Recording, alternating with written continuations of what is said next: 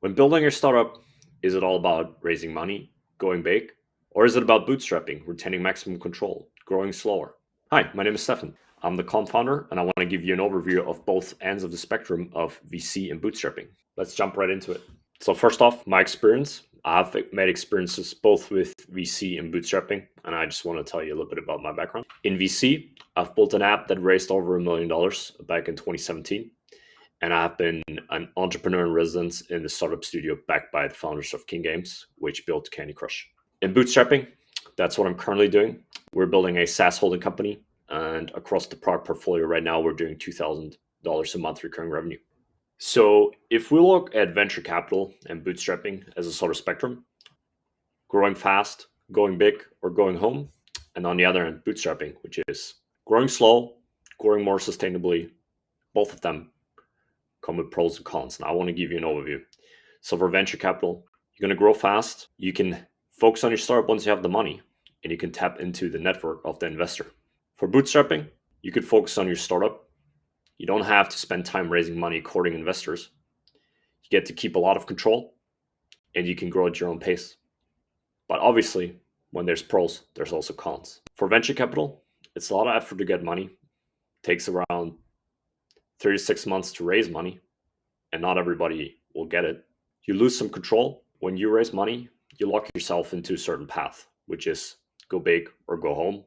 And that's just because that's the expectation that's tied to raising money from institutional investors. You also can only go into certain markets or are in certain active in certain markets, and it will come with a growth expectation.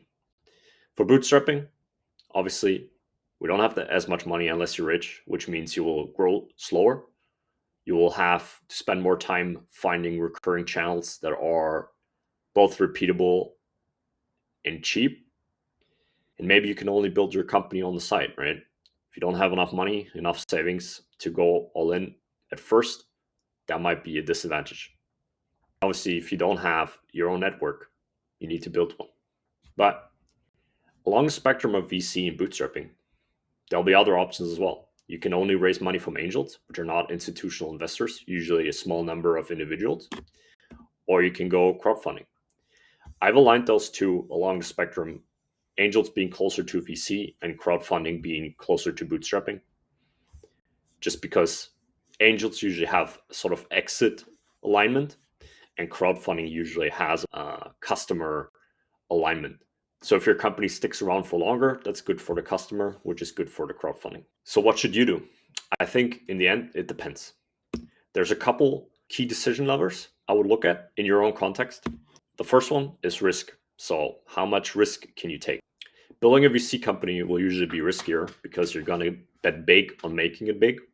And building a bootstrap startup will usually have less risk because it's much easier to build something small to medium in size than building a unicorn. Size. In the end, how big do you want your company to be? VC funded startups are usually expected to grow in headcount and scale along the way. A bootstrap startup has more options. You can decide to stay small, go big. It will all be tied to your revenue and profit. Constraints. How constrained do you want to be in your decision making? If you raise VC, you'll most likely be expected to grow at a certain rate. You'll be expected to be in a certain market, even if you want to pivot. Making should be how constrained do you want to be? And then the timeline. So how long do you have to make this happen? Do you have 1 year, 3 years, 5 years, 10? How fast do you want to be full-time on your startup? Based on the answers to these, you should come up with a way forward for yourself. As an example, here's what I'm doing across those key decision levers. Risk. So as I said, we're building a SaaS holding company, which means our risk is low to medium. What we do want to do when it comes to risk, I think we're on the low to medium end, which means we're building a core company that is built to last as it's bootstrap. And if there's an opportunity that makes sense to venture out with, we're ready to do so. When it comes to size, I think we're on the low to medium end of the spectrum.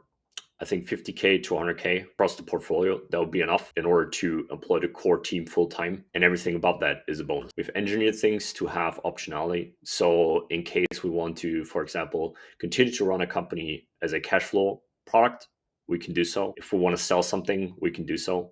We usually have partners on these products. which are both incentivized with a profit share, which is good if you want to remain cash flow, and equity, which will give upside in terms of an exit scenario. Timeline. So we're flexible on timeline. I think we have become more reasonable. I think 10 years for us is a good timeline to be financially free. And I think that is what we're prepared to, the kind of timeline we're prepared to walk. So that means we can afford to grow slower to a certain extent. In conclusion, I think what's most important is that you do what's right for you. And I hope you realize that raising money or not raising money, bootstrapping or not bootstrapping, if you start with optionality in mind, those two aren't mutually exclusive. Build a core that works, and once you're ready to raise money, you can still raise money.